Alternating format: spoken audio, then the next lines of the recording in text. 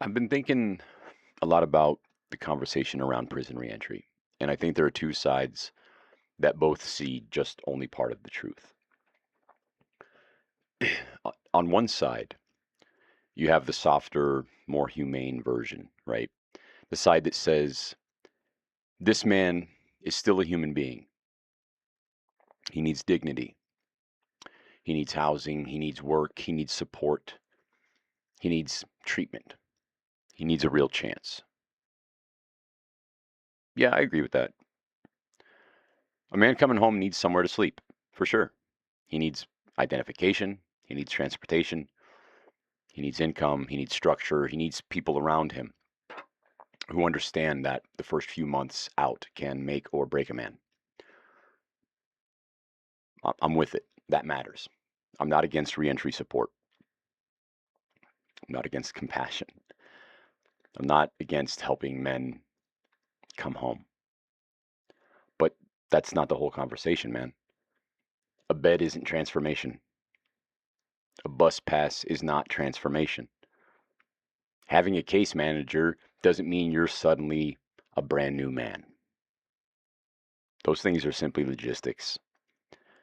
And yes, logistics matter, but logistics wrapped around an unchanged guy, they do not make society safer. They just make the return trip a little bit smoother for him.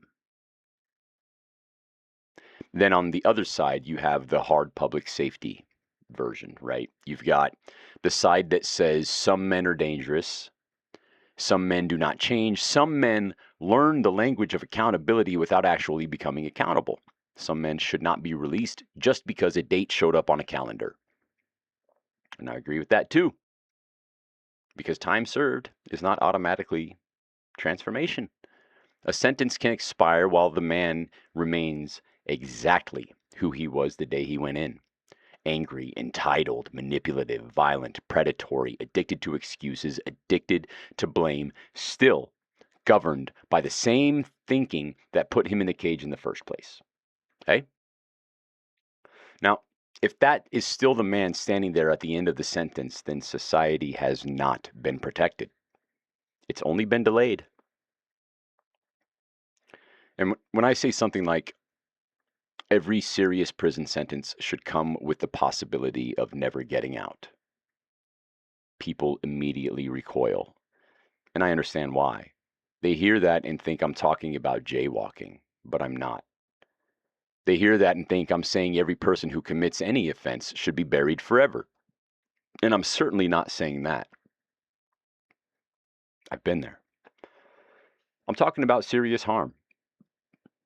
I'm talking about the kind of conduct that reveals a man may be dangerous if he remains unchanged. So, take a domestic violence case, right? Let's say a man commits the worst kind of domestic assault just short of homicide. And let's say the judge looks at him at sentencing and says, if I could give you more time, I would. But the law only allows me to give you 3 years. So the judge does what he can. The man goes to prison. Now, let's say that while he's there, he makes no effort to change. He does every day of those 3 years, no good time, loses it all. No early release, serves every bit of it. And during those years, nothing in him changes. In fact, things get worse. He doesn't examine himself. He doesn't take responsibility. He doesn't tell the truth about what he did. He does not become safer. He just sits in the cell and lets resentment grow. He blames his victim. He hates her. He rehearses the same story every day for years. He becomes more bitter, more entitled, and more dangerous. Then the calendar runs out. The gate just opens wide up. And within 24 hours, he murders her. Now the question is not whether he did his time. The question is whether time did anything at all. That's the distinction I'm trying to make here. That's the point. The sentence expired, but the danger did not. And if we are too uncomfortable to say that out loud, then we are not having a serious conversation about reentry. We're having a logistical conversation. We're asking, where's he going to sleep? Where's he going to work? How's he going to get an ID? How will he get to appointments? And again, those things definitely matter. But none of those things answer the deeper question. Who is this man now? Not who was he when he went in, not what date is on his paperwork, not what certificates did he receive, but who is he now? Has he changed? Has he become truthful? Has he become accountable? Has he become safer under pressure, rejection, embarrassment, loneliness, boredom, anger, right? Shame. Because those are the areas where real change is proven, not in slogans, not in certificates, not in a rehearsed apology, not in, I did my time. Because punishment without a path is just warehousing. And warehousing doesn't correct men. It contains them. It hardens them. It hides them. And then one day, it releases them back into the world and acts surprised when everything goes south. That's not accountability. It's just negligence with too much paperwork. And I don't fully belong to either side of this conversation. I'm not interested in a soft reentry model that gives an unchanged man resources and calls that restoration. I'm not interested in a hard punishment model that cages a man without giving him a serious path to become something valuable to society. That's where Reforged stands. Reforged is not soft on harm, and it's not hard against humanity. Reforged is hard on evidence. It says the man is not disposable, but he is responsible. It says people can change, but change has to be demonstrated. It says freedom shouldn't be handed right back to a guy just because time has passed. But it also says a system has a duty to provide a real path for change, right?